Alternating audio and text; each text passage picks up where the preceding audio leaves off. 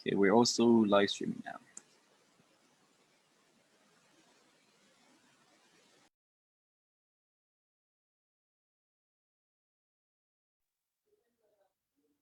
I think we should start because people will come and yeah, and if we have people on Facebook, it's much better to start on time. So thank you very much, all of you, to be with us today. It's very interesting to have this World Social Forum online, and this session is dedicated to nuclear weapons. I am Arielle Denis. I am there on behalf of the International Peace Bureau. I've been active in fighting nuclear weapons for quite a long time, during several in France first, because I'm French, and then with the international campaign to abolish nuclear weapons. And now I am here for the International Peace Bureau. So it's great to have you all here. Today we have people that will make presentations on the situations of their countries from really the major players in the nuclear weapons field. So we will have Chuck Johnson from the International Physicians for the Prevention of the Nuclear War. He's a United States director for this organization for the nuclear weapons program. And then we have Oleg Bodrov. It's great to have you here from the south coast of the Gulf of Finland, near St. Petersburg. Oleg is the chairman of the Public Council of the south coast of the Gulf of Finland. He's an activist working especially against any nuclear activities in this region. Marion Küpker, she's a spokesperson for a very important and big campaign in Germany against military bases, especially the basis of Büchel. And we have Ludo from Vrede, which is a Belgian organization. Ludo is also working at the European level with or to fight the states that host nuclear weapons, and that's really an important activity, an important contribution to the movement. So I think without waiting for more, I will give the floor to the people I've just presented in this order. So Chuck, you will be the first, and I give you the floor where you are, just near Boston in the United States.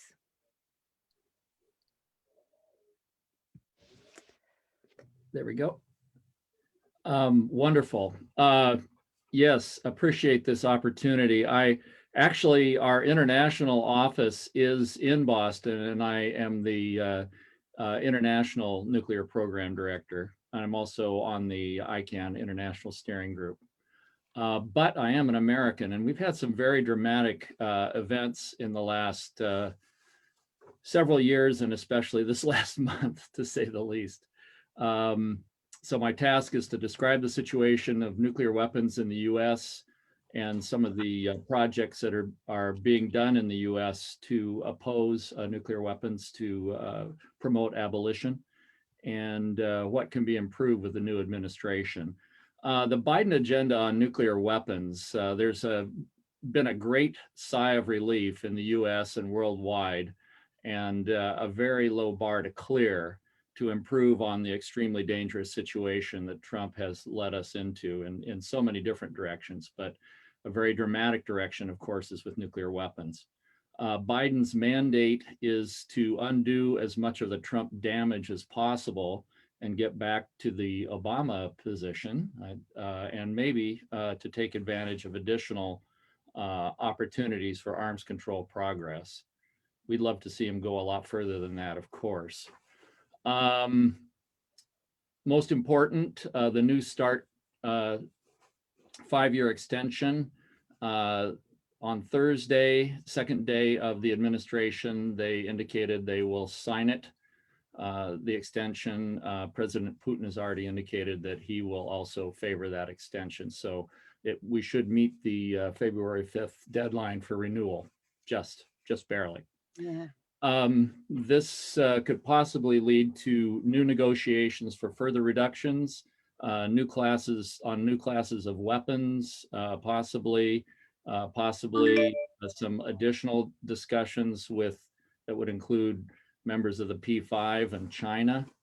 These are all sort of question marks, but they're things that the Biden administration has indicated they might be interested in doing. The next big decision on the agenda, the JCPOA. President Biden has strong opinions and has been trying to resist the push from some powerful people in US politics who want to go slow in re-entering the agreement with Iran. But he gave a clear public answer to Thomas Friedman, hawkish opinion writer. If Iran gets a nuclear bomb, Biden added, it puts tremendous pressure on the Saudis, Turkey, Egypt, and others to get nuclear weapons themselves. And the last goddamn thing we need in that part of the world is a buildup of nuclear capability. Hopefully he's able to prevail in that. There's an awful lot of pushback happening right now in the US media and in Congress to slow Biden down. And we'll know more when Tony Blinken is confirmed as Secretary of State as to exactly how this will play out. The question will be on the administration that has said that it'll rejoin as long as Iran follows the agreement, but the big question is on timing and how this mutual compliance for compliance framework actually works.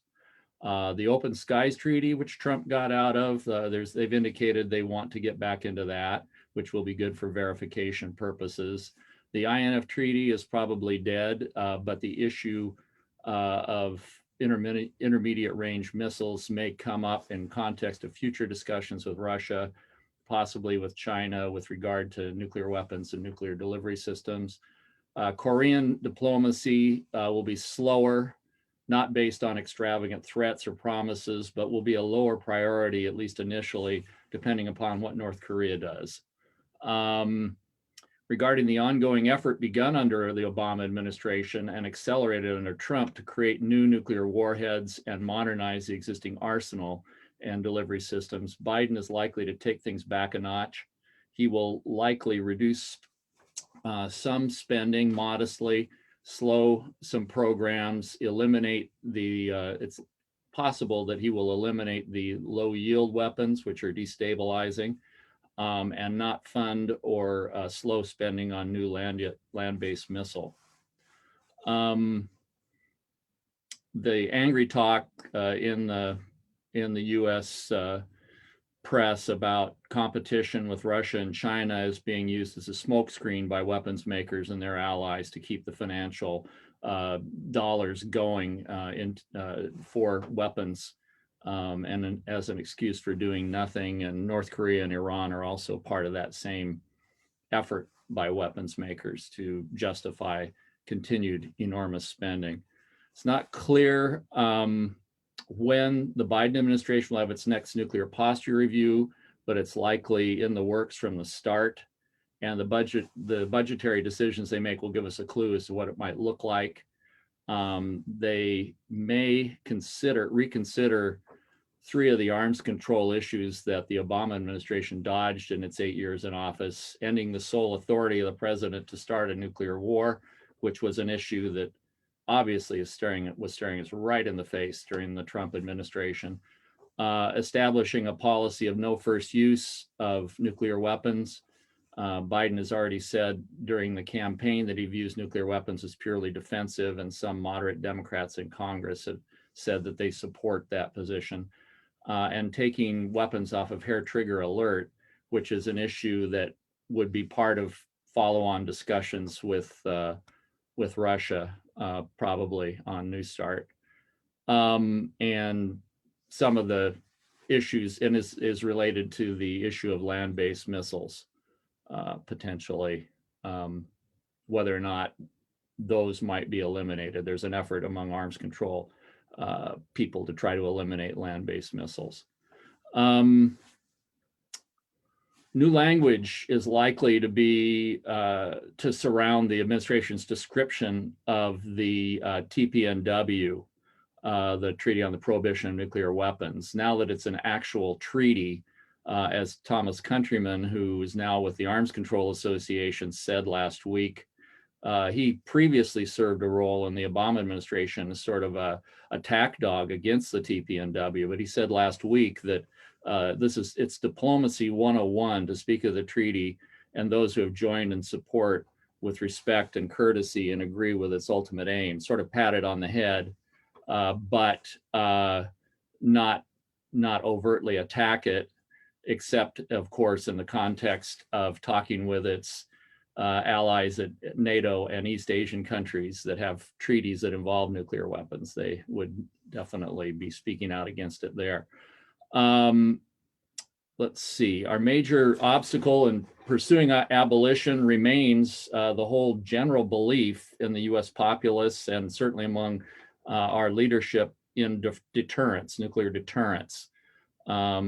The Biden administration, I believe, understands the danger of nuclear war, what it would mean if we had one. And so therefore its destructiveness remains our best argument that reliance on deterrence will ultimately fail and lead to catastrophic results.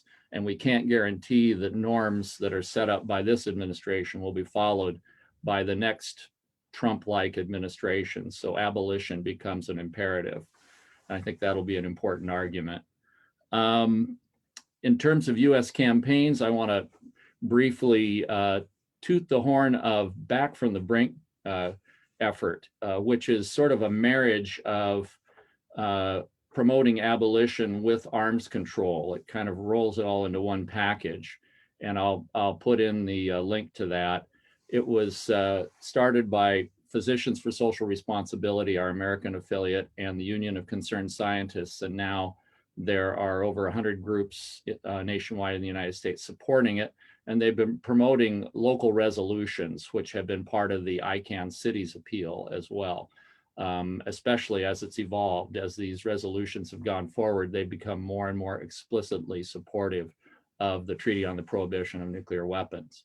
But the 5 points are: renounce the option of using nuclear weapons first, end the sole unchecked authority of the president to launch a nuclear attack, take the US nuclear weapons off hair trigger alert, cancel the plans to replace the US arsenal with enhanced weapons, and 5, actively pursue a verifiable agreement among nuclear armed states to eliminate these arsenals. And again, as I said, that 5th point, it's been more and more explicit that the Treaty on the Prohibition of Nuclear Weapons can be the framework within which the nuclear weapon states negotiate to zero. Specific grassroots tasks. This is a way of demonstrating local support. And as I said, it straddles the line between endorsing the treaty itself and showing a pathway for multilateral agreements between the nuclear armed states within the framework of the TPNW.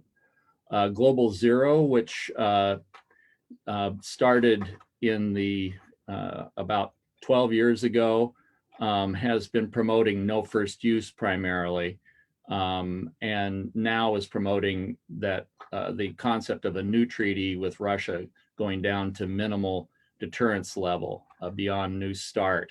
And these are arms control people, some of whom have advocated abolition, but they're not actively, even with the name Global Zero, actively advocating abolition right now because they feel it's unrealistic.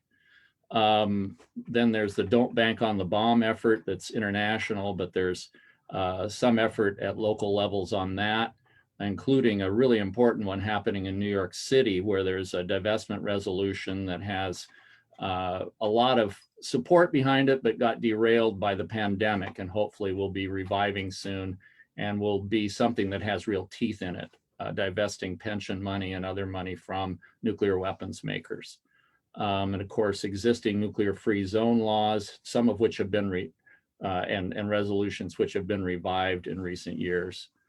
And And finally, there's been a focus on spending in the Green New Deal. There's a major discussion of cutting defense spending and specifically nuclear weapons spending as one of the ways of paying for it. The Poor People's Campaign, its moral budget prepared by the Institute for Policy Studies explicitly cuts nuclear weapons, $40 billion a year out of nuclear weapons budget. Tim Wallace from the Nuclear Ban US estimates that there's about 70 billion a year that's currently being spent in the US. But a lot of that is being spent on cleanup. We don't want to actually cut all of it. There are other efforts by Code Pink, World Beyond War, to divest from all weapons makers, and with modest success at a few local places and with some institutions. And then within Congress, the Progressive Caucus and the SANE Act, Markey and Blumenauer have been advocating major cuts in specific nuclear programs, partially for financial reasons. And it's likely that some of that may get incorporated into the budget. And that's as much. I think I ran through this as quickly as I could. I'm sorry if I went over. I'm happy to answer questions and talk about this as we go forward. Thank you, Chuck. I think we will have the questions afterwards or all at once because if we start question, then we will start discussing among us. So I think it's better now that we listen to the next speaker. Oleg, it's such a great pleasure to have you with us. So please present yourself the way you'd like it and make your presentation. Okay, thank you, colleagues. My name is Oleg Bodrov. I'm physicist, and many years I was a part of the Soviet and Russian nuclear industry. In the beginning of my career, I tested nuclear reactors for the Russian nuclear submarines, but later I became independent expert for the Russian and international green movement. And the last 20 years, main focus of my activities is decommissioning of the old nuclear reactors in Russia, as well as and peace movement activities. And just now I'm speaking to you from the line of the direct confrontation between Russia and NATO. This line runs across the Baltic Sea near my home, close to the St. Petersburg. It is one of 5 million people. And I live in the city, nuclear city. There are more than 10 nuclear reactors. The experts from the 2 Russian universities published a report. The name of this report, Security in the Eastern Baltic. They concluded in this report that the probability of NATO-Russia confrontation in nearest future is 90%, and the probability of the local military conflict in 4 times higher than probability of effective negotiations on security and confidence building measures in the Baltic region. This is absolutely unacceptable because any military conflict in the Baltic Sea, Baltic Nordic region can bring the collapse of the life for 90 million people in 9 countries of this region.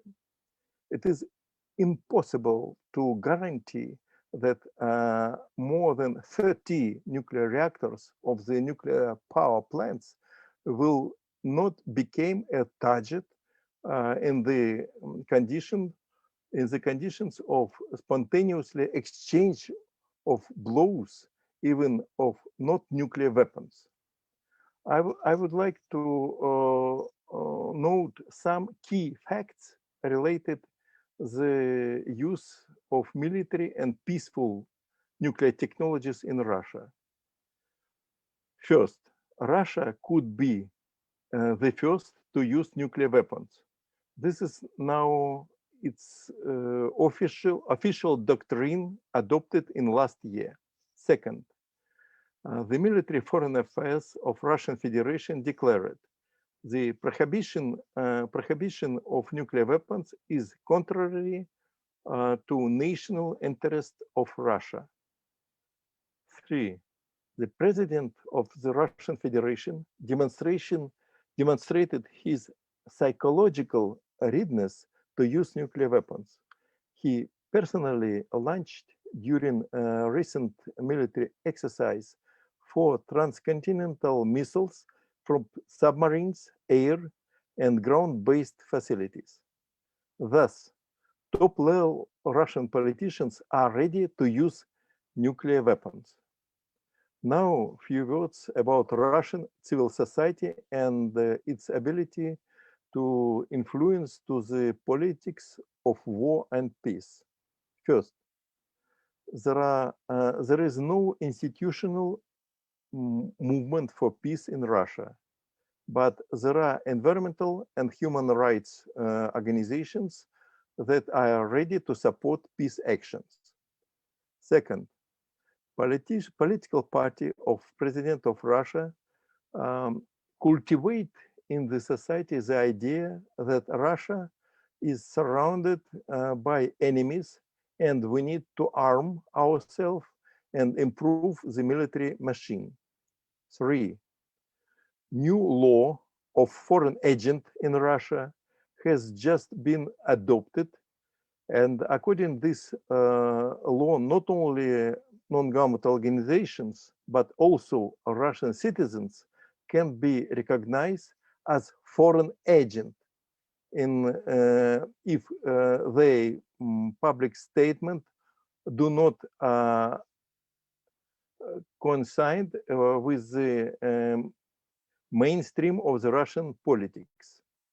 But the situation is changing. Protests against corruption and against the Russian policy of Russian President Putin were held yesterday in major of Russian citizens.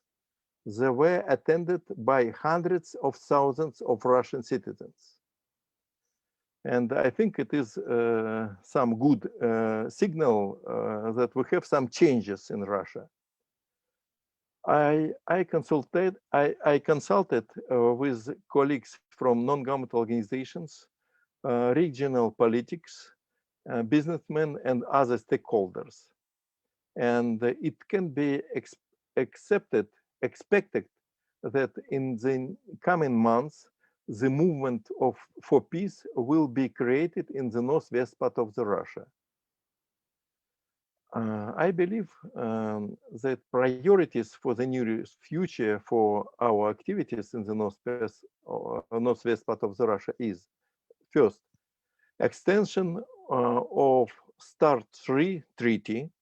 Second, lobby for refusal of possibilities of using nuclear weapons first.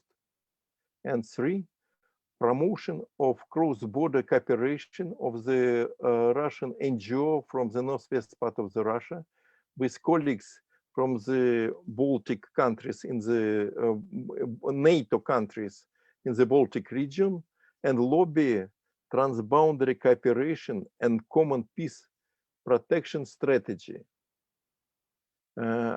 It's reasonable if not only peace organization, but environmental human rights organization will be part of this process.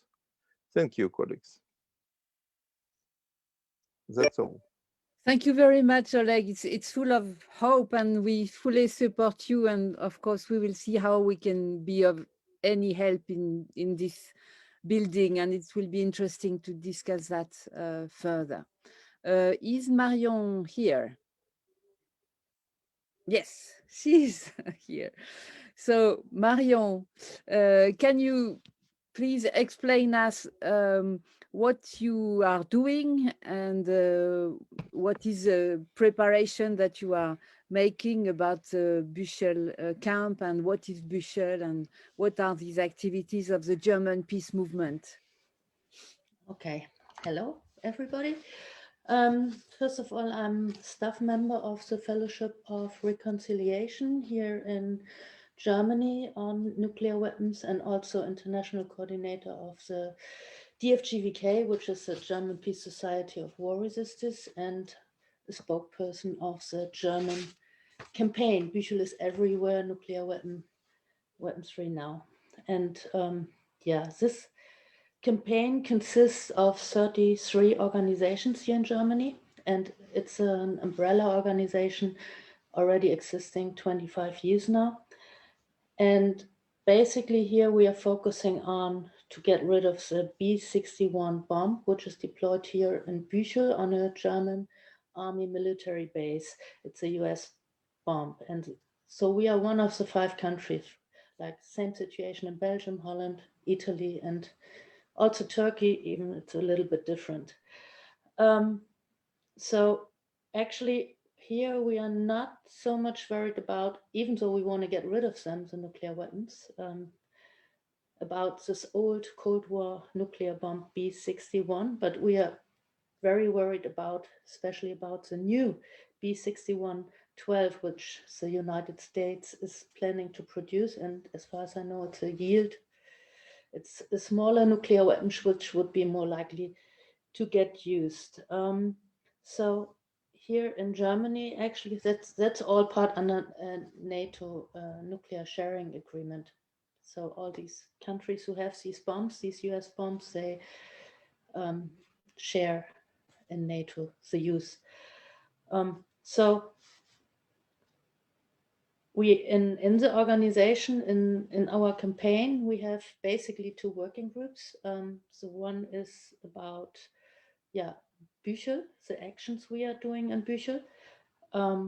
So for this year, we are just working on, it's not 100% decided because we want a lot of organizations being involved with that, but we plan on a human chain on the 5th of September, which is going to be 3 weeks of our next German-wide election, parliament election. So this fits very well in the Belgian plan for having September as a month of actions. This is going to happen. And here right now, we were doing a lot of lobbying work over the last years against these nuclear weapons as well. So, for example, the next topic we are working on is that besides that these B-61-12 are being planned to come here to Germany by the year 2024, this new bomb also needs a new jet fighter, and our government still hasn't decided to buy or not 45 F-18 jet fighters who shall carry these bombs. And this is a jet fighter also from the United States, from Boeing, which would cost us 12 billion euro. And yes, people think that this money should be used for something else than for banned nuclear weapons. This brings us also very close to the climate movement, Fridays for Future, for example, because, for example, Büchel, just for the nuclear weapons, they were about 200,000 hours of training flights. And 1 hour of one of these flights produces 12,000 kilograms or 12 tons of CO2. So these 200,000 tons just for the nuclear weapons means that it polluted with 2.5 million tons CO2 into the atmosphere. And the German army, for example, they have 100,000 tornado flights every year, when it's also about the other training flights without the nuclear bombs. So this is something we oppose a lot, but we also go on with the lobby work. For example, right now we are in the wonderful situation that we have mayors in Germany from 112 cities who since the START treaty was cancelled. They demand from our government to sign the ban for the prohibition of nuclear weapons. We have altogether more than 700 mayors for peace in total, which means we are number 3 worldwide.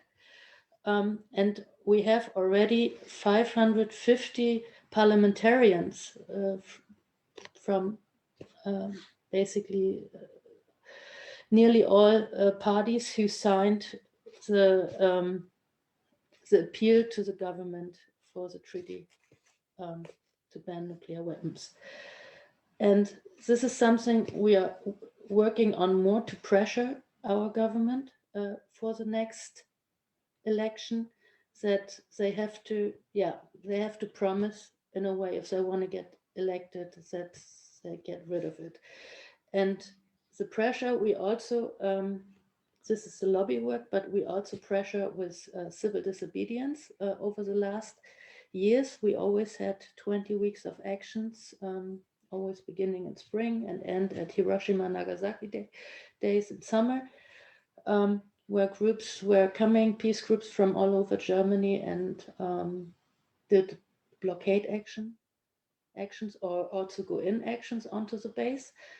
And like, for example, last year we had 41 trials in a nearby civil court, and quite a lot of people who are on trial, they decided they're gonna go further to the to bring complaints to the constitutional law about the illegality of these nuclear weapons. And with these actions, we also bring the problem in Büchel to the attention of all citizens in Germany. And we can say today that, yeah, the situation in Büchel is quite well known, at least in the peace movement. Okay, so that's my main point. Here right now, we are focusing on the election, and yeah, thanks for listening. Thank you very much. It's very encouraging what is happening in Germany, and hopefully we will have as many activities when it's come back to normal here in France and elsewhere. So now, what about Belgium? There are many things happening, and I'm happy to give the floor to Ludo from Vrede. Thank you, Arielle. Before I talk about Belgium, or maybe we should leave that for the discussion when we discuss actions. I would like to talk about NATO first and its policy of sharing policy of nuclear arms, and see what perspectives we have eventually in getting rid of not only nuclear bombs, but also this policy of sharing nuclear weapons. So the fact that we have, like in Germany, nuclear bombs on our soil. So as we all know, last Friday, the treaty on the prohibition of nuclear weapons, or the ban treaty, has been entered into force. And before, it took a few years of negotiations before, in 2017, the ban treaty was voted in favor, by, I think, 122 countries, about 122 countries. But what is important is that none of the nuclear states took part in these negotiations, and the same for all NATO countries. All NATO member states, apart from the Netherlands, they have been forced to negotiate because of a vote because it has a special thing in Netherlands. They have voted to take part in Parliament, to take part in the negotiations, but they boycotted it, the whole process. And although you can consider that this ban treaty is an implementation of Article 6 of the Non-Proliferation Treaty, in which the parties to the treaty commit themselves to negotiate a treaty for complete disarmament. So today, NATO not only boycotted the negotiations, but is really waging a disinformation campaign with a false claim that the ban treaty undermines the nuclear disarmament regime as it is established with the NPT at its core. So NATO sees the treaty as a threat to the organization's political unity over its nuclear strategy. And according to NATO, and I quote, nuclear weapons are a core component of NATO's overall capabilities for deterrence and defense alongside conventional and missile defense forces. NATO, it said, it's committed to arms control, disarmament and non-proliferation, but as long as nuclear weapons exist, it will remain a nuclear alliance. So it seems from this position that it will take a very long time before NATO is ready to disarm nuclearly. So, however, the fact that NATO defines itself as a nuclear alliance is from a very recent date. If you see the whole history of NATO. In NATO's earliest years, for example, nuclear weapons were in fact not even mentioned in the alliance's strategic concepts. And nuclear arms were considered as the responsibility of NATO's nuclear states, which are France, UK, and United States. Only the last decade, NATO accepted the strategic concept in which it considered itself as a nuclear alliance. This was decided with a new strategic concept in Lisbon in 2010. So only gradually, nuclear weapons became part of NATO's military strategy. From the 1960s, the US began to deploy weapons in other NATO member states, giving them a role in the planning and preparation of nuclear war. In the years that followed, all countries, except France, became involved in the nuclear deterrent policy of NATO, which was increasingly defined as a form of alliance solidarity. And the reason for that is international support among the population for nuclear disarmament grew. In the 80s, many hundreds of thousands demonstrated in European and US cities, opposing new deployments of nuclear arms. So the strengthening of humanitarian and anti-nuclear norms during and after the Cold War, they played a key role in pushing NATO to adapt. And this led what we can call the collectivization of political responsibility for nuclear weapons. And this gave first nuclearization of NATO as an organizational identity, allowed pro-nuclear actors to justify costly nuclear modernization programs and nuclear deployments as a contribution to alliance solidarity, I quote, solidarity and NATO's cohesion. And secondly, this nuclearization of NATO undercut the potential for intra-alliance resistance to nuclear arms. So as we see now, all member states of NATO are opposing the Ban Treaty. Calls for nuclear disarmament could thus be seen as anti-NATO. And this is the consequence of collectivization of a nuclear policy throughout over NATO. So nuclear sharing became a core component of NATO's strategy. Of the three nuclear powers in the NATO, only the United States has, and overall, I mean, it's the only state with nuclear arms that has also nuclear arms in other states, and in this case, in other member states.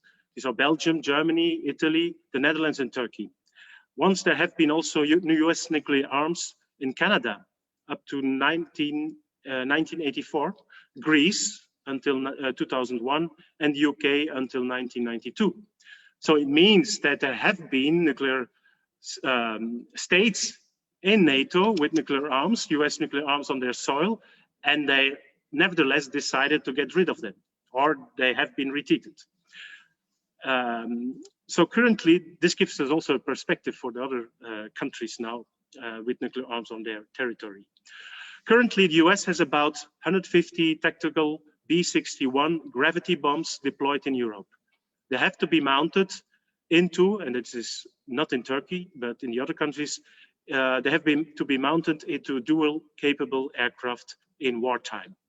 And this can be considered as a transfer or control by non-nuclear states of nuclear arms, which would be in breach with the Non-Proliferation Treaty of 1970, because the NPT prohibits the direct or indirect transfer or control of nuclear weapons to non-nuclear states. And this is exactly what will happen in wartime with the B-61 bombs. But according to the US, the NPT is not valid anymore in wartime. The argument is the purpose of the NPT is to avoid war, and when this has failed, the NPT isn't anymore valid. So these bombs will soon be replaced by, and this is very important, by new B-61 12 bombs. They are equipped with an electronic tail kit that can guide the bomb to its target. They have also lower yield options. And this mixture of both precision and lower yield options could be seen by war planners as more usable nuclear arms, allowing some targets that previously would not have been attacked because of too much collateral damage to be attacked anyway. So this is a very dangerous development. The new B-61-12 will increase the danger of a war with nuclear weapons, eroding the concept, the NATO concept of deterrence. According to what is the situation in Europe among the population? So according to the recent surveys in several European countries, and this is very recent, these figures, a majority of the population in Europe is in favor of a ban on nuclear weapons. This is what 77% of those surveyed in Belgium wants. In Spain, 89% wants to have their country as a party to the ban treaty. In Italy, it's 87%. In the Netherlands and Denmark, it's 78%. So the challenge for the peace movement is to translate that support from the population into political pressure and to get nuclear weapons back high on the political agenda. I think this is the first thing that should be happened. We should have these nuclear arms again into the public debate, and then we can show the massive support we have from the position of nuclear disarmament. For several months, representatives of the peace movement have been preparing a call to hold months of actions against nuclear weapons in September in Europe. We don't know what will happen. We are still processing in establishing a campaign, but we must not miss that opportunity, because in a few years' time, the new bombs will be deployed in Europe, probably already in 1-2 years, or 4 or 5 years the latest. So it's really urgent and time that we show our opposition to this deployment of new weapons, nuclear weapons. We are also witnessing the development of plans for the renewal of nuclear arsenals in nuclear weapon states everywhere, worth many billions of dollars. So to sum up, NATO and US are clearly frightened by the consequences of the entry into force of the IPPNW, so the ban treaty. Remember how last year the US urged countries to withdraw from the ban treaty. The military alliance is campaigning against the ban treaty with false claims, as I said. Last December the 15th, NATO released a statement stating that the ban treaty will not change the legal obligations of our countries with respect to nuclear weapons. And according to NATO, the IPPNW will undermine the nuclear disarmament regime and the NPT, although it's rather an implementation, as I said, of Article 6 of the NPT. NATO falsely claims as well that there are no control and verification mechanisms in the ban treaty, although Article 3 of the ban treaty clearly states that non-nuclear weapon states shall, and I quote, maintain its international atomic energy agency safeguards obligations. So it's really a false claim at the minimum. And the ban treaty at least mentions the principle of verification mechanisms for nuclear disarmament, which is not the case in the NPT. So this really disinformation and false claims NATO has put forward. In any case, the reactions and the declarations of the US and NATO show that they are concerned about the impact of the ban treaty and the wide support it receives among the population. NATO is afraid that if, and that's why they are really releasing these statements, NATO is afraid that if a member state joins the ban treaty, that this could cause harm to the political cohesion of NATO itself. And that is because exactly years ago, they have defined NATO as a nuclear alliance. Thank you. Thank you very much, Ludo.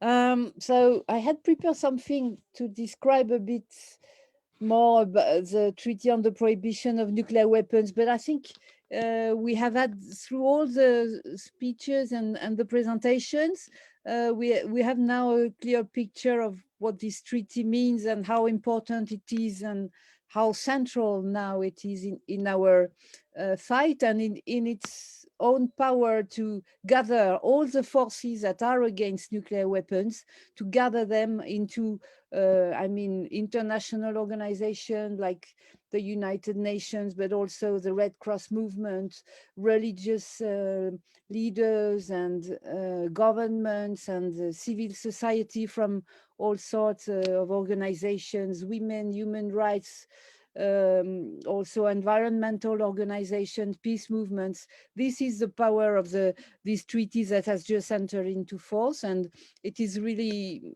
a hope for all the planet that we address together this vital threat. So now I think it's time to exchange and have questions or any kind of reactions from the other participants of this seminar. So please just show your hand or put your name in the chat or lift up your hand. Ludo? No. Yeah. I see Chuck wants to intervene as well, but I have questions for Chuck about what he said. I have two questions. One is a question and one is a remark, maybe. The first question is concerning Biden, who was vice president under Obama.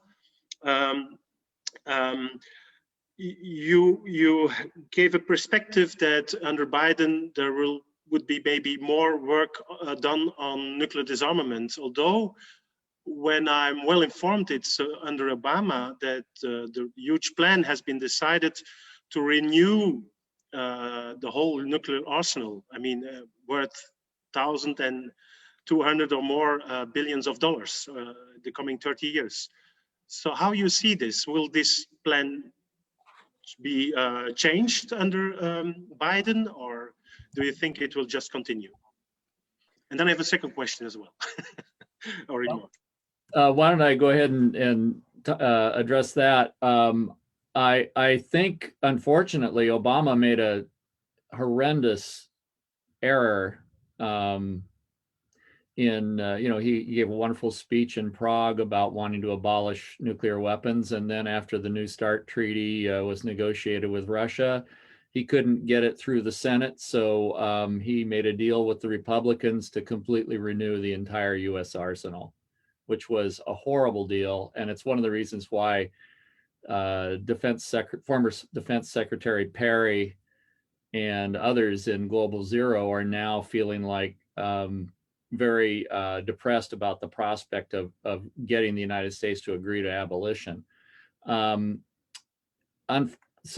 there are indications that there are some selected weapon systems that may get cut back, canceled. The entire renewal of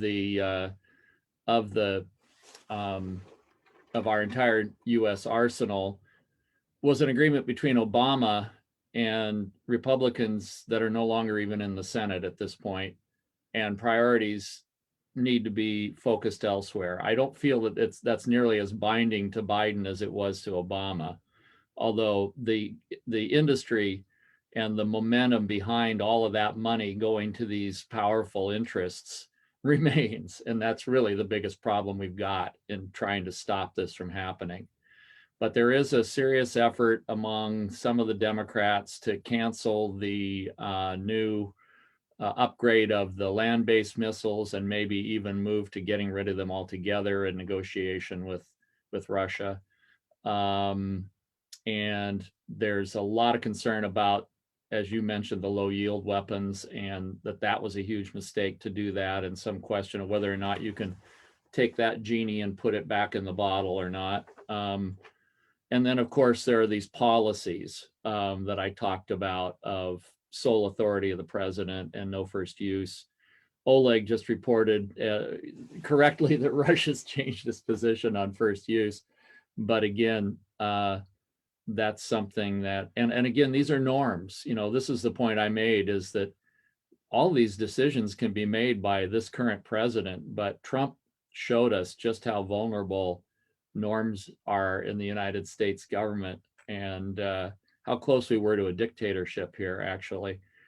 So I think that's one of our best arguments right now, is that we can't be placid about being able to maintain deterrence forever. Nuclear weapons inevitably will be used, and building a whole new set of them is ultimate folly, you know. And the leadership of Europe on that, in terms of blocking it, can bounce back to the United States. As you said, they're very nervous about even one NATO country pulling out. You know, if you could get Iceland to pull out, or you could get Spain to pull out, you know, of the nuclear agreement, so to speak, portion of NATO, and agree to sign and ratify the TPNW, or any number of states. If Scotland declared independence, for example, and then declared that they didn't want to be a nuclear host state anymore, and really put the onus on the UK then to try and to figure out what they would do with their Trident fleet. They'd have no basing. So I think the opportunities really are in Europe to a large degree. So it's very exciting what you're doing there. And I guess I've got a question back to Oleg about, what do you think in terms of, I mean, President Putin plays his cards very well internationally. He's an expert card player. And with Trump, you know, it's almost like he had two hands to play at the same time the entire time Trump was in office. But with this new situation, is there an interest, do you think, with President Putin and the Russian government in going beyond New START in some significant ways, and maybe getting down to deterrence levels, at least this discussion that is happening in the United States, lower levels, closer to what China and some of the other nuclear weapon states have? So I'm just curious about that.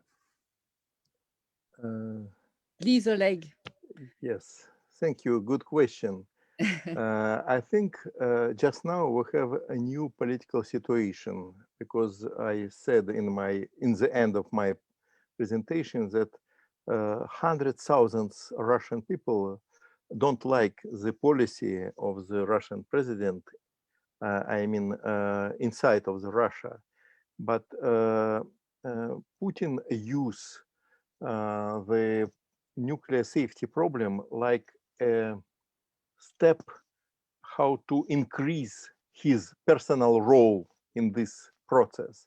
And I think he interested to discuss more about the disarmament, and it is not only a political problem for Russia, but also economical problem. But maybe you know that Russian military budget is only 8% from the US military budget. So it is, they need to do something.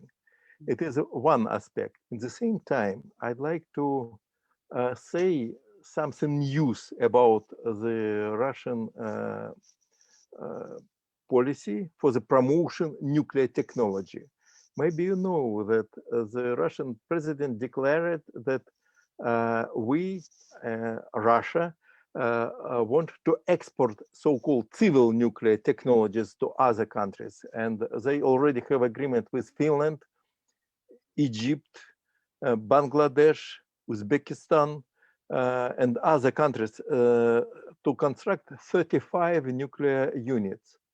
And one interesting detail, I read the agreement between Russian state corporation Rosatom and Finnish company for the construction new nuclear power plant.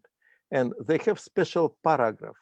According to this paragraph, Finnish nuclear power plant Hanhikivi will use the fresh fuel, which will fabricated in Russia from the uranium after the reprocessing spent fuel rods on the Russian territory.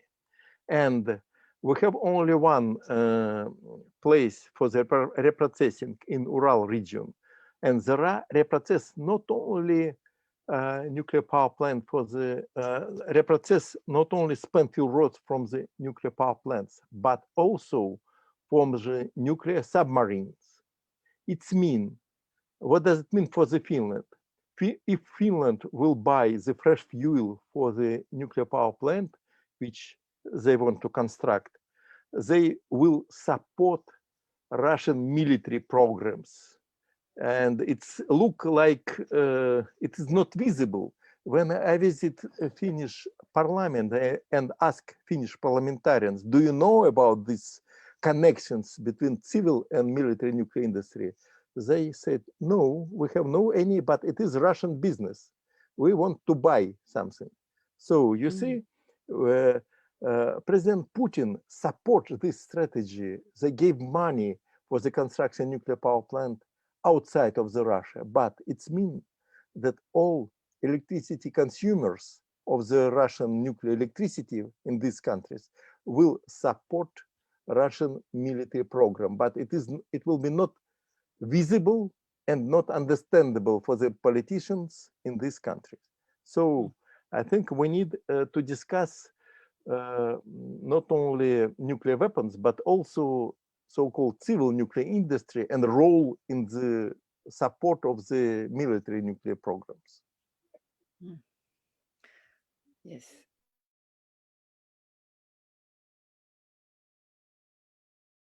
Sorry, there was Pauline that has the question. Want to ask a question? Actually fits right in. It's also directed to Oleg, but very open to anybody to answer, really, because arguably so-called civil nuclear technology is the greenest way that we have, right, or one of the green ways to generate energy. So what would you say to proponents of that claim? Or are we at a point where paradoxically we'd have to choose between the climate and nuclear technology? What would you answer to that? If the short answer is the nuclear technologies, civil nuclear technologies, is not solution for the climate.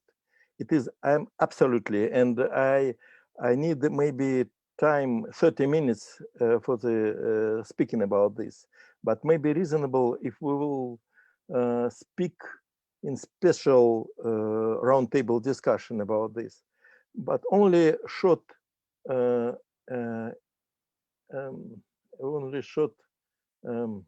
illustration of this process. This Russian civil nuclear technology, which is oriented on the export to other countries, they use the cooling towers. It is not cooling from the water body, but they take water from the water body and use evaporation of the water to the air. And maybe you know that water, the steam in the air is one of the greenhouses gas. So if we'll compare nuclear power plants with the gas power plant, it will be comparable influence to the to the climate. So so it is nuclear. It is not a solution for the climate. It is another example that for the preparation of this fresh fuel for this nuclear power plant and for the decommissioning nuclear power plant and for the solution of the long time isolation of the spent fuel rods and the radioactive waste, they use not nuclear energy. So if we will make analysis, not only electricity generation, but all nuclear cycle, it will be absolutely understandable that it is not solution for the climate. And it is extremely not only dangerous, it's extremely expensive, much more expensive than it's really declared.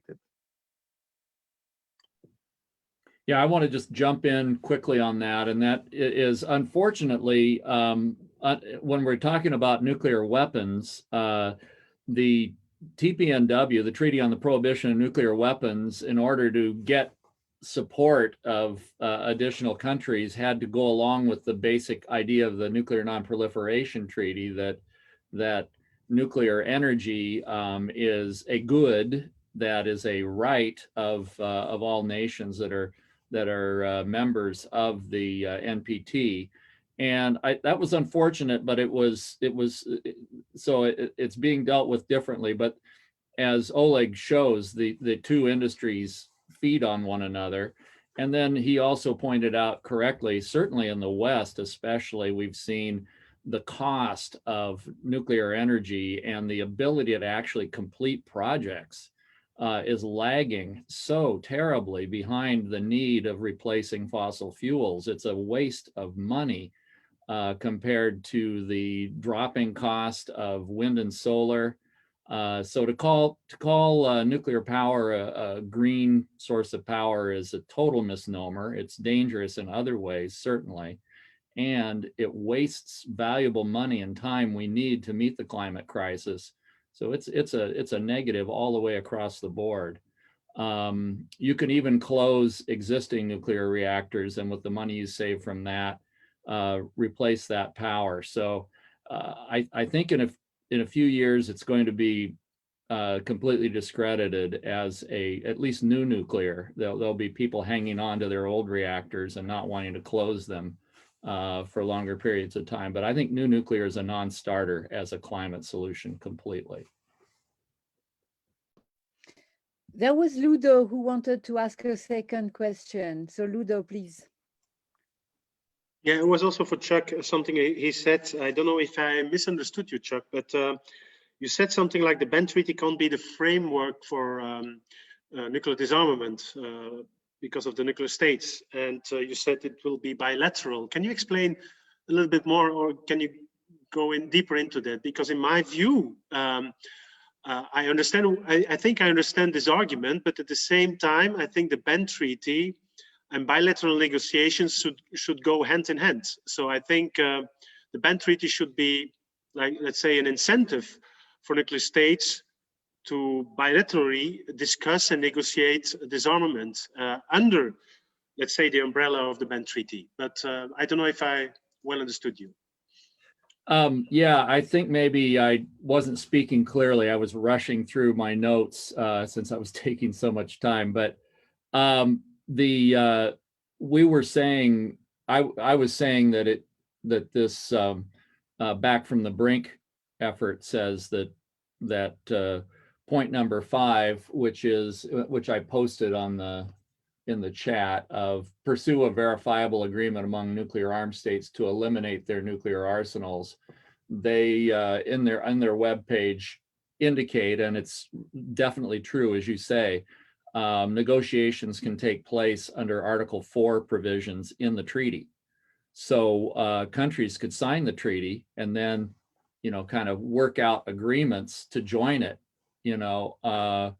with ratification through the treaty. It becomes another way to abolish nuclear weapons. It becomes an actual pathway and a treaty that could be used for that purpose by the nuclear weapon states if they choose to do it.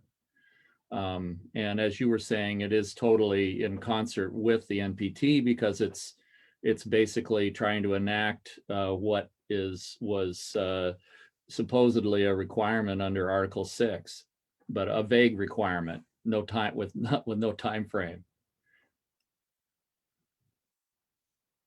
In France, we have there is a party, a left party that has that is willing to get rid of nuclear weapons, and he has his position on the TPNW. He said that France should join the treaty as an observer, but should get into the treaty, and would then discuss with members, state party members, how to get there, and also how to be a complementary force to involve more nuclear weapon states into this waiting room, let's say. And yeah, so, but in the framework of the treaty, and I think it's quite an interesting position, because it shows that you support the treaty and it's concrete. Yes, but I think we have to work on these issues and really promote all the different ways that nuclear weapon state could start to join the treaty one way or the other, and they are quite several of them. Who wants to, please? Yeah, I'm sorry, I'm talking a lot, but I also have a question for Oleg, because he said something about the changing climate in Russia, which we all can see a little bit, not like very in depth, but as Oleg maybe can witness. But he also talked about the peace movement in the northwest or northeast that is build up or is about to build up. Can you explain that? Is there any? Does it mean that there is no peace movement now currently active in Russia, or is it very small, very weak, and will this change in the future? Of course, we have environmental and human rights organizations in Russia, which support some peace initiative on international level. In the same time, we have no institutional peace movement in Russia, which have some constitution or strategy or program and any long time cooperation with the peace movement outside of the Russia. And when was Soviet time, it was some peace movement which is organized by Soviet government. We say usually it is governmental, non-governmental organizations, или GONGO. But now we have no such organization. In the same time, in last year, I participated in the international conference in Norway. It was a group from the Baltic Sea and Nordic countries, and we discussed how to stop militarization of the Baltic Sea region. And we discuss what is the next step, and in this year will be next international conference in October. But now I started to consultations with my colleagues and partners from environmental organizations from northwest part of the Russia. I mean, it is the Baltic Sea and the Barents Sea region, Baltic Nordic region. And the main topic of this discussion, how to promote transboundary cooperation between northwest part of the Russia and Baltic Nordic countries. And one of the steps on this direction, I decided to establish such movement in the northwest part of the Russia. I already translated from the German the book which is named Militarization of the Baltic Sea region. I translated into Russian, and we already use this book where we have analysis of the NATO strategy in the Baltic Sea region. And according to this book, they want to use nuclear weapons in Kaliningrad region. Maybe you know, it is a Russian like island. They want to destroy a Russian Navy in this region. And when I disseminate, when I show this book in the press conference, it was shock for the Russian people who live in the northwest part of the Russia. And it was like impulse for the cooperation and for the installation such kind of the peace movement in the northwest part of the Russia.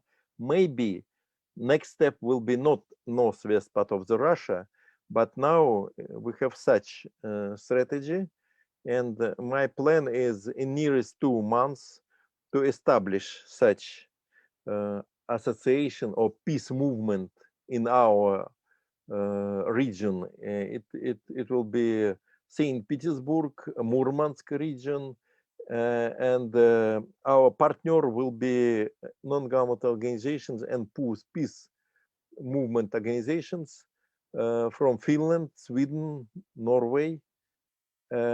So we have such plan, and it is our nearest strategy. So if I answer to your question. Yeah, thank you. It's good to hear that there is some development on the peace side.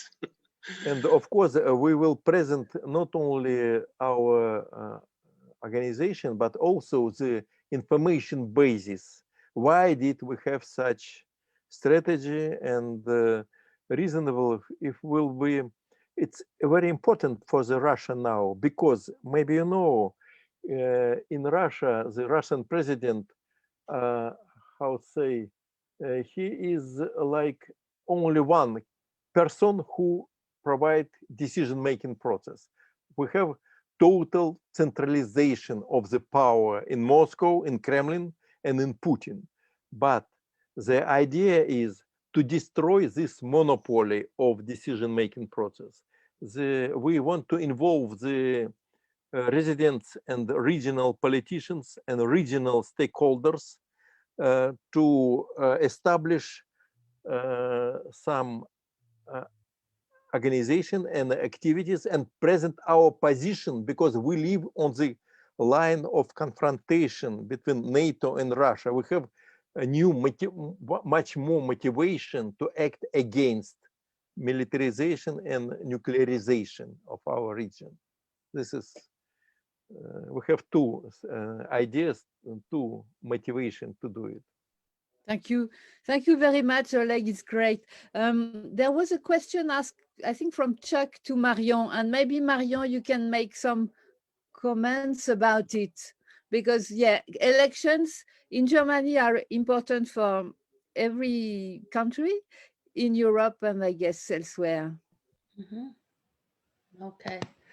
Oh yeah, there's a huge discussion in Germany about nuclear deterrence and the new NATO doctrine, whether these B-61, B-61-12 bombs, whether they're actually of any use, and whether it would give Germany more security, or even it was believed so far that as far as we are part of NATO's nuclear policy, that also Germany would have a say in terms there would be a nuclear war against Russia on the Western European continent, which yeah, is not very good for us. So and in this situation, we have the head of the Socialist Party who totally agrees with us, and he spoke out openly in the newspaper on his website, and he wants to make it to the topic for the next election. We know the Socialist Party is very divided on it, and especially the other big ones. But we also have the Minister of Rheinland-Pfalz, who's on our side, and we have by now all the the religious leader in Germany, the bishops, for example, and we have in Büchel every year now. Ecumenic religious day, and where we have the leaders, the bishop leaders from the different religions speaking, and we have 1,000 people there in a total rural area. So that's far away. The next biggest city, for example, Cologne or Frankfurt, is 100 kilometers away. And then the other thing is I mentioned how many parliamentarians signed that they want our government to sign and ratify the ban on the prohibition of nuclear weapons. And with the Green Party, it was the last I knew was something like 98.9% who signed it already in the German Bundestag. And the same is with the left there, left party, where it was 100%. I know the Green Party got really strong because of the climate issues. And we know they want to finally rule as well. They want to play an important role. So it's important for us now to also make sure that the Green Party stays with us on this topic when it gets to the election. Yeah, thanks. Yeah, I think I can just briefly chime in on that. So the Greens for a long time, they've been absolutely anti-nuclear weapons, but as they move closer to the government, I think their stance has weakened a little bit. And I think here especially it's very important that like the people keep up their support for the ban treaty. So the Greens, they can, so they don't waver from their stance just for the sake of governing. I wouldn't say they were totally pro-nuclear weapons. They just wanted a European. Oh, okay, maybe I misunderstood you. Yeah, they wanted the European united to decide on it, while we believe it just needs one country and to reject the B6112, and then there is no need to build it. This whole idea of these 5 countries, or the 4 basically, they're having maneuvers together each year. They have a united NATO strategy, nuclear strategy, and so if a country steps out of it, then it's useless. So it's we really believe Germany can play a key role, but also every other country like Belgium, for example, could do it too. Oh, Holland, the Netherlands.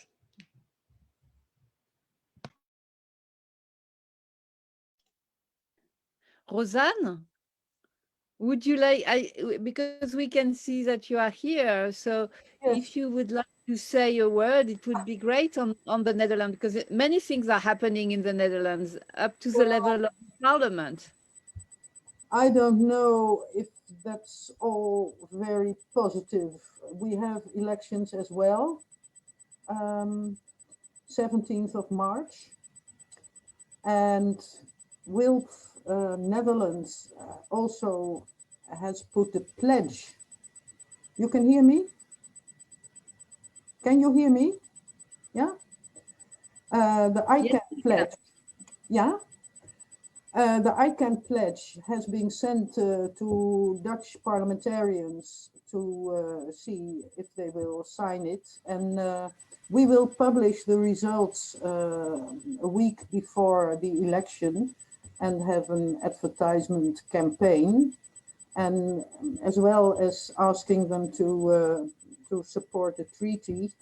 We have a piece about NATO as well, and the killer drones, all these developments in this advertisement to help people decide. But I must say the political situation in Holland is not that favorable. That has been a lot better when the treaty was organized, because then we had a foreign minister who was forced by the parliament to abstain his objection. He was, I think, the only one from the NATO countries who had to abstain because he promised the parliament that he would. But I don't know, the political situation is very right-wing and diverse in Holland, with a lot of parties, populist parties, as well on the left and on the right, and they are all very, I would call it Dutch provincial. They are not looking at the outside world. That's a big difference, I think, in some other parliaments. For example, the German parliament. Holland is very looking only at its own little garden. And this international orientation has vanished in a way. I'm not certain what will happen. I'm not that optimistic, but we are doing what we can. We have, of course, a very active PAX, working together with PAX as well. And but I don't know. Well, we'll see. We do what we can. But I'm not very optimistic because it's all very right wing, and yeah, I don't know. People are so close-minded and looking only at their own little Dutch world. I don't know. Perhaps Okay. someone else knows something more optimistic, but about the Netherlands, I don't know. Okay, thank you very much. It's great to have at least a view from you from the Netherlands. Any other comments or questions? And welcome, Daniela. We can see your face. It's nice. From where are you, Daniela? I don't speak very well English, but I try. I'm from Mexico. Oh, Mexico has been such a great support to the Treaty on the Prohibition of Nuclear Weapons and such a great contributor since the start. So at least on this issue, they are good. Okay, I guess you have many things to say that are not such positive about what is taking place, but yeah, that's been really helpful for everybody. Any question? Yeah, please check. I wanted to ask Ludo about the Belgian election because that was a fairly friendly statement on the TPNW that was published. I mean, at least it was neutral. It was not attacking it anyway by agreement. And I think you have an election coming up very soon as well, right? Now, as you know, Belgium is a complicated country. It takes the last 10 years. It takes a long time every time to form a government. So we had elections, but that's already 2 years ago. But we have only recently a new government, and it's 5 years terms if there is no problem.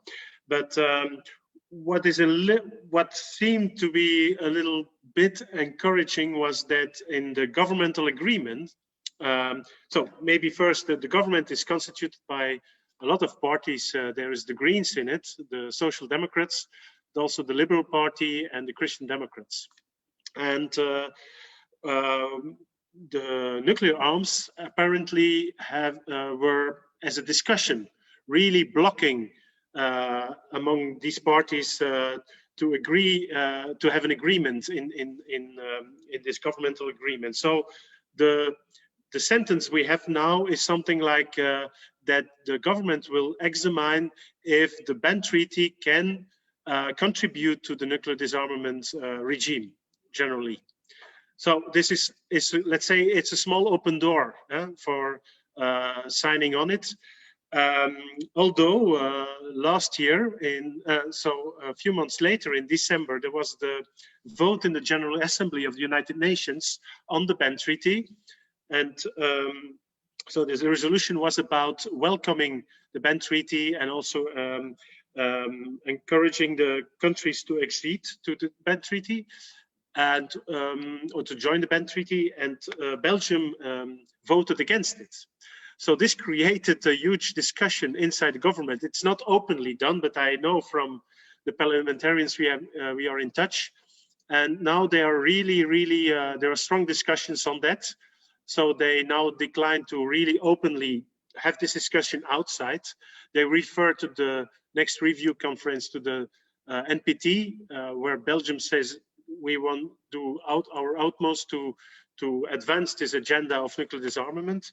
But yeah, let's say it's a discussion inside government. And in my understanding, the Greens and Social Democrats are willing to yeah, to put pressure inside the governmental coalition to, yeah, I don't know in which way, to maybe not to sign the ban treaty, but really to block processes on NATO nuclear policy. I don't know, but it's very difficult in my view. As I said, if NATO wouldn't be there, I think there was a possibility Belgium would join it. Or if NATO would not declare this position, this very strong position, threatening countries, you know, it's really like that. All NATO countries are really pressured not even to consider to discuss signing the ban treaty, in this level. And so if this wouldn't be the case, then I think there would be a small chance that Belgium would sign it. But now, I don't know. So what is needed now, I think, is a mass movement. I don't know. We can't repeat, I think, currently what happened in the 80s when 400,000 people took the streets in Brussels. This caused really a governmental crisis, I think, in many countries. But if we would succeed to have this mass amount of people, this would change things. So it's up to us to put pressure.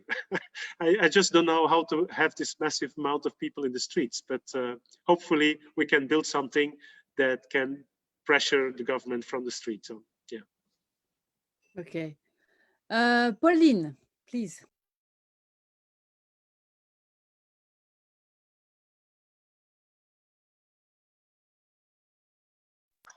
Always a good one. For anybody who would like to take that, would you think that NATO could also be a helpful tool when it comes to when individual NATO states decide they want to ban nuclear weapons and then pressuring others to do the same rather than kind of individuals leaving the agreement and all of a sudden it's only, say, the US and 2 other states that stick to their weapons and the rest just lost any negotiation power. It's a very interesting question. So who wants to try to answer? I mean, that's what I was just saying earlier, is that if some of the NATO countries would could somehow find a way of joining the ban treaty, it would put pressure, or blocking or the continuation of nuclear sharing, then it would begin to break down the solidarity of NATO. And that's why they're putting this huge pressure on it constantly, you know, of making people feel very nervous, even as you were saying earlier, the Green Party, as it gets closer to power, similar to when it was in power last time, it takes pressure to try and follow the rest of NATO and the rest of what the West is doing, you know, in terms of its military policies. So, but there's an election in Iceland, there's an election in Germany, it doesn't sound like it's very good chances in the Netherlands. I had my hopes, but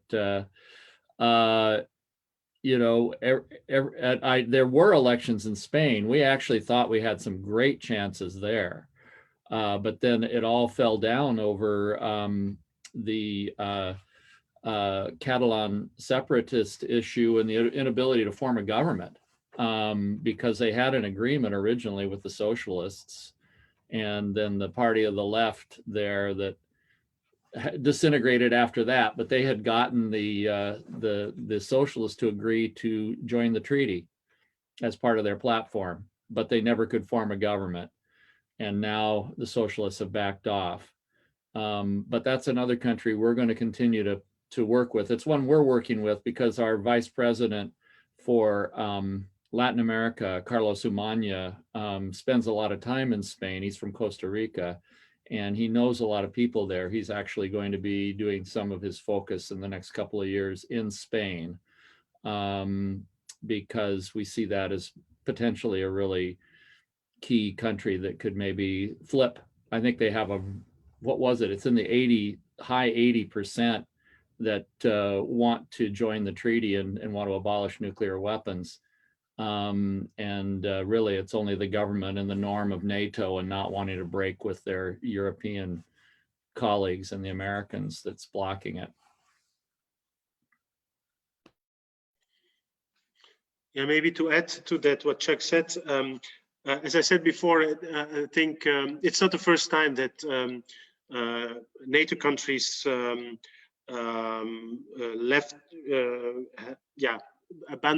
the nuclear arms of US on their soil, on their territory. As I said, Canada, UK, Greece, they had once nuclear arms, US nuclear arms, and now not anymore. So only, I think, what I also said, it's the situation is different. Since 2010, NATO considers itself as a nuclear alliance. So it's the identity of NATO, and it makes it more difficult to leave in this situation, or to get rid of the US nuclear bombs of the territory.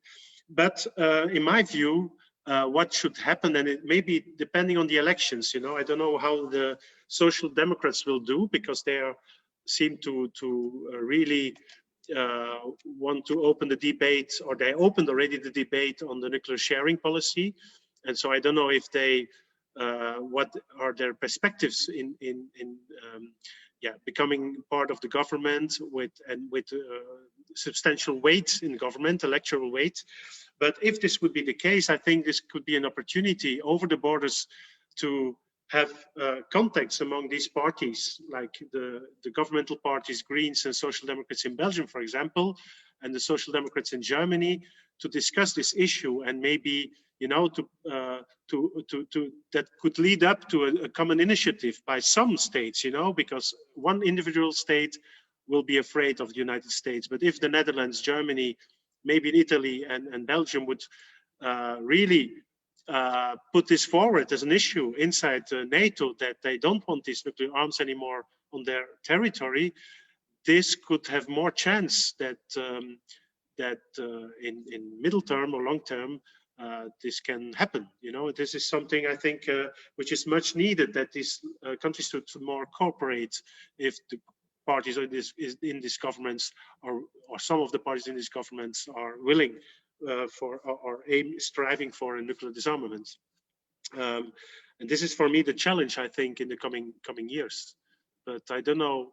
Yeah, it depends from the electoral situation in each of the countries, like in Germany now.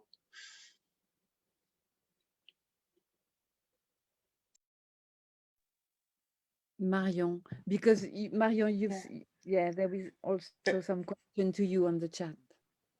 Okay, I just wanted to say very short that I don't really believe that it would be enough if Spain, as a NATO country, signs a treaty, because Spain has no nuclear weapons. So what makes you believe that? I think it's a beginning of the end of the whole the consensus that NATO is a nuclear alliance. So you know, if Spain does it, that would be important. Iceland is another one. Any NATO state. Norway, the Norwegian government was actively supporting the ban treaty until they switched governments. At some point, they're going to have an election, and hopefully we'll get them back. You know, we'd love to see the Swedes and the Swiss grow some backbone. You know, they're not in NATO, but they could have influence. So it all begins to add up and maybe cascade, and that's why the nuclear weapon states are fighting hard to keep it from happening. Yeah, there are 3 EU countries member of the party of the ban treaty. Ireland is among them, Austria, Malta. So also this is important to see that EU members joined the ban treaty.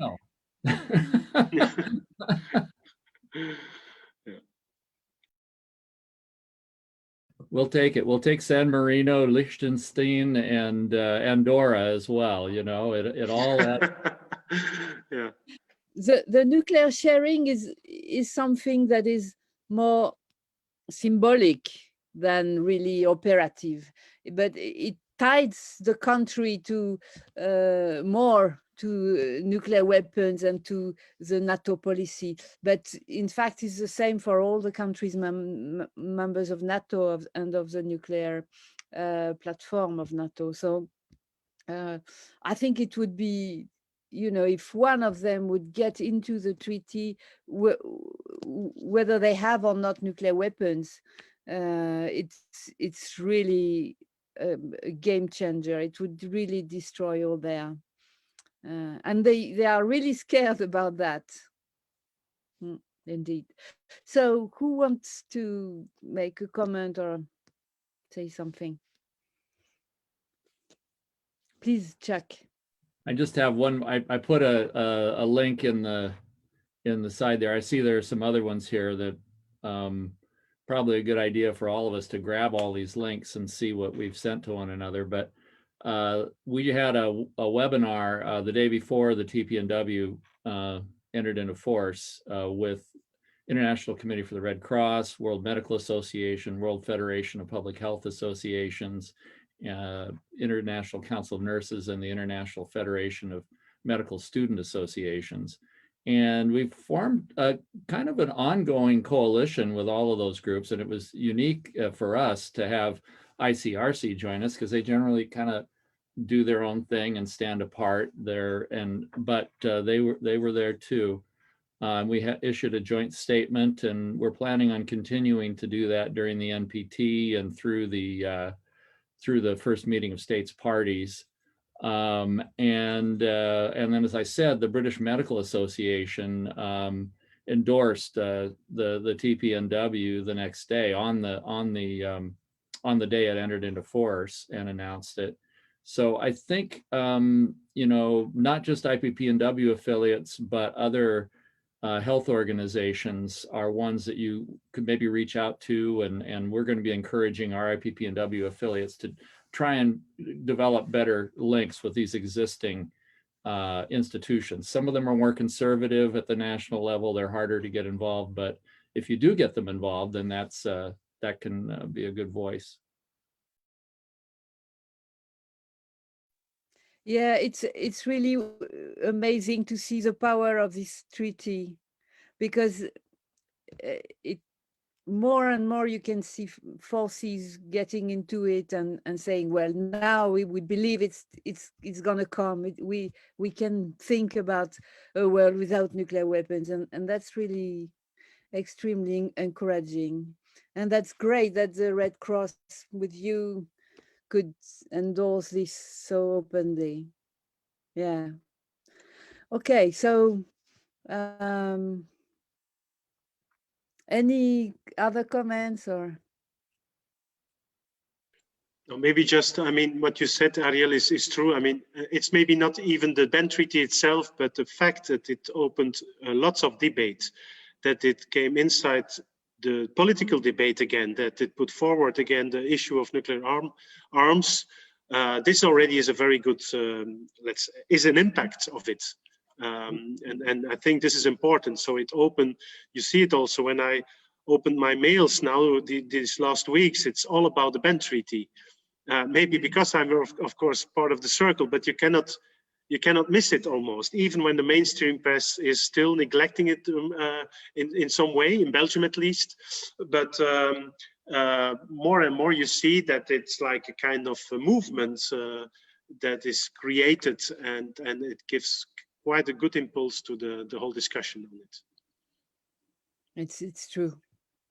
And hopefully there will be the same kind of movement happening in Russia. I would really like to know, Oleg, if you have like a debate in the press or wherever about nuclear weapons and about the Berne Treaty, the TPNW. Unfortunately, no. Absolutely, there are no any discussions, any comments, and it is because in Russia, in all Russian mass media under control of the Russian government. There are no any possibilities to speak alternative and to publish anything.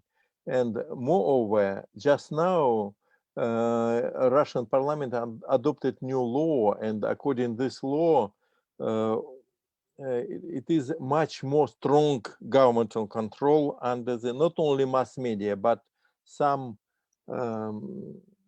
people who want to publish, and if these people popular, and these people who have many person who read messages from these people, this person can have chance to get some status foreign agent.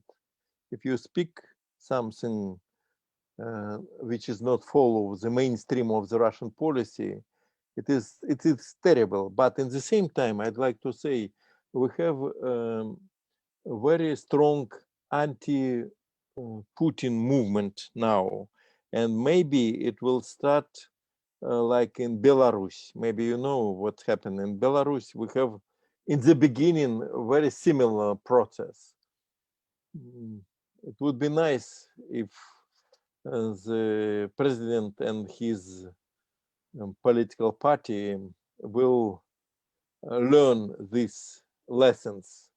But if not, in the same time, in this year will be election campaign to the State Duma. It is a Russian parliament and the regional parliament too. So, and this election campaign will be in September 13. So it means that just now started the election campaign. And I think maybe it is good chance to present this topic, demilitarization and denuclearization on the table of the candidate to the during the election campaign. So it is very new and very hot time we have now in Russia.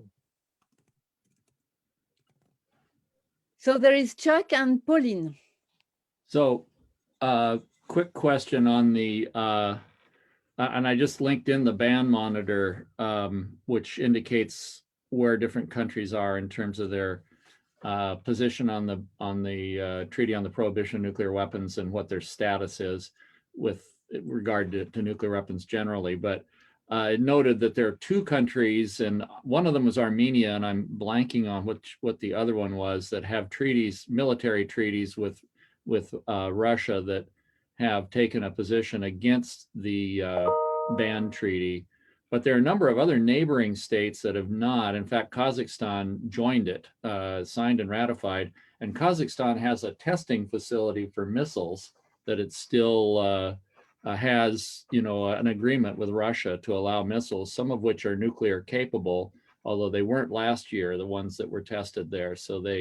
But the question will be going forward, will there be some discussion between Russia and Kazakhstan about what types of missiles, once they actually, now that the treaty has entered into force, and we're going to have the first meeting of states parties to kind of set what the rules are in terms of being in compliance with the treaty, clarify them if there are questions.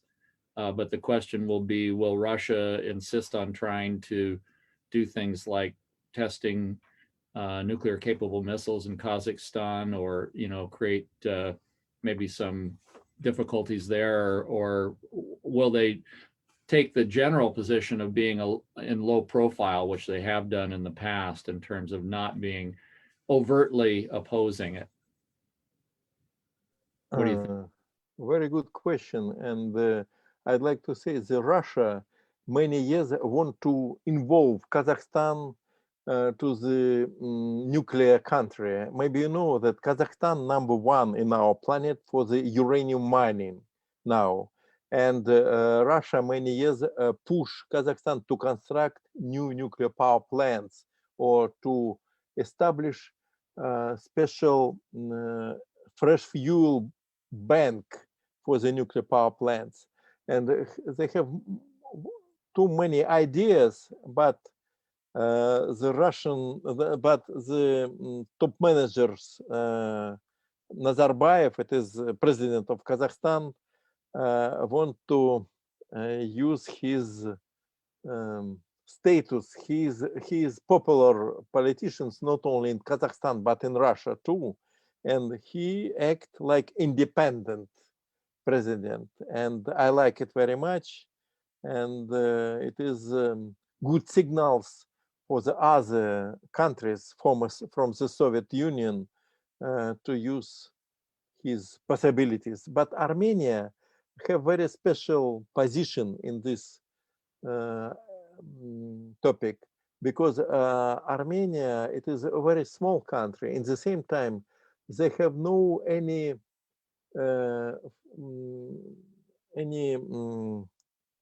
fuel.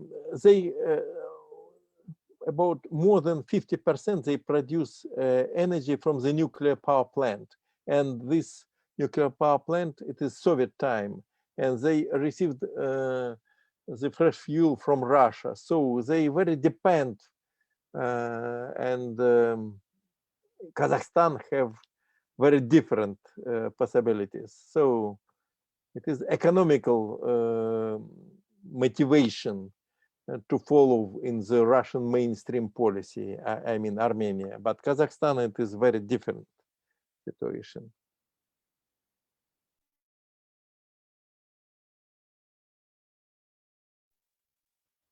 Thank you very much, Oleg. Pauline, do you want to ask a question? I can ask it. I'm very sorry because it's running late, but I could possibly ask questions to all of you all day. So, but I don't expect like a very comprehensive answer. It's just, so I do understand that nuclear weapons possibly occupied like a lot of like your generation's struggle, but as I grow up, I'm kind of thinking whether, once, and this will take a while, but still once nuclear weapons might be banned, we already see the rise of like new weapons of mass destruction, supersonic weapons and such. And will we just abolish one type of arm for another terrible arm? Like, isn't that kind of an...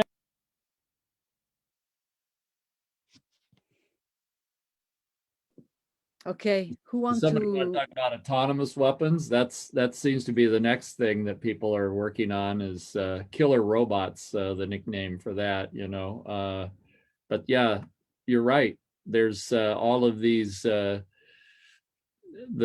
feverish mind of humanity comes up with new ways to kill us all, and we need to change this way of thinking. Obviously, it can't just be about one type of weapon.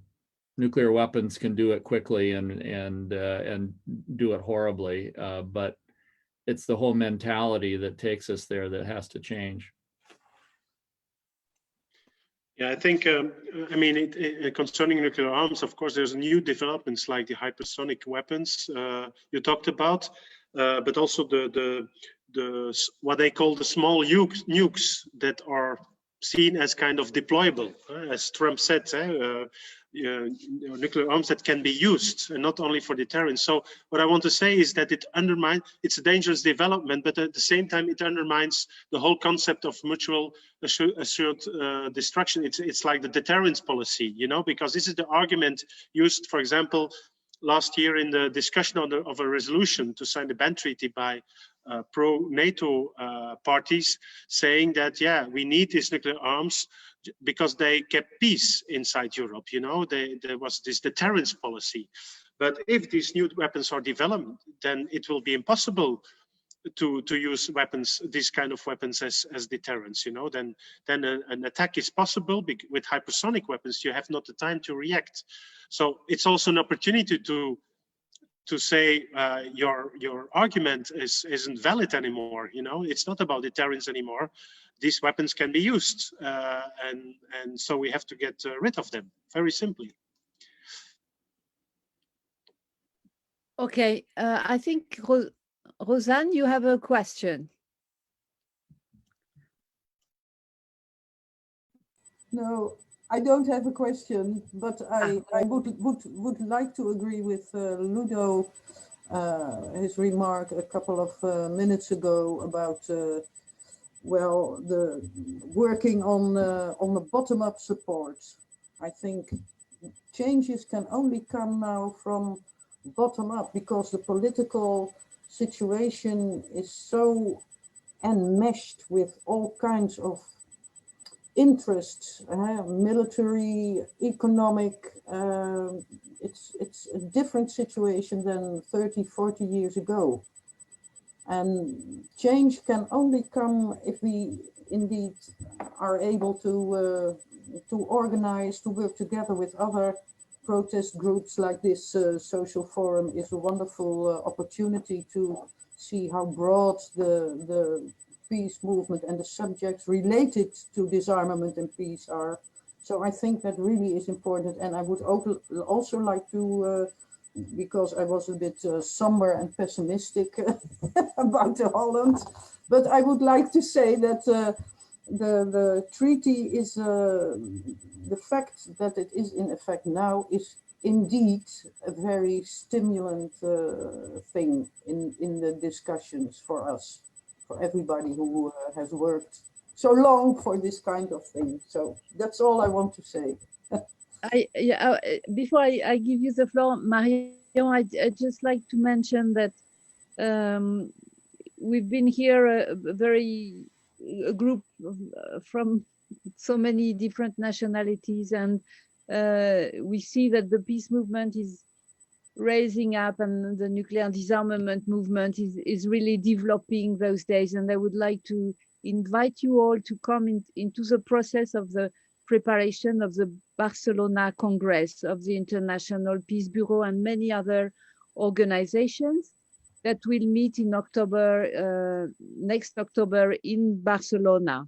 And we have several clusters. One is on nuclear weapons, and it's been so interesting that I would really like to invite you to, more concretely, I will send you things, but to participate and elaborate with us the program of what we need to work together in these several days on nuclear weapons. So please, Marion. And Arielle, I have to leave. I'm sorry, because I have to go to the next session, the next webinar. Yeah. Absolutely, and we have to stop in 4 minutes because of the thing will stop anyway. So Marion, please. Yeah, I just want to end positive. You know, one thing we haven't mentioned is a really great opportunity because of the new treaty, which is that we can have good de-investment campaigns now. This whole thing about don't bank on the bomb is not just about nuclear bombs. When people learn that they have powers, that they can choose banks to really invest their money in renewable and in good stuff for us, and then we can stop these banks even doing harm with our money, then we stop more than just the nuclear weapons for the future, hopefully. Okay. Exactly, and the pension fund from your country, Rosanne, stopped funding nuclear weapons industry. So friends, maybe it's time to say goodbye, and that's been fantastic to have you all, and I'm so happy that we could speak together and in really great conditions, and I wish you all the best, and well, let's keep on working together. So thank you very much, and see you soon. Bye. Thank you so much. Bye. Bye. It's great seeing everyone. Bye.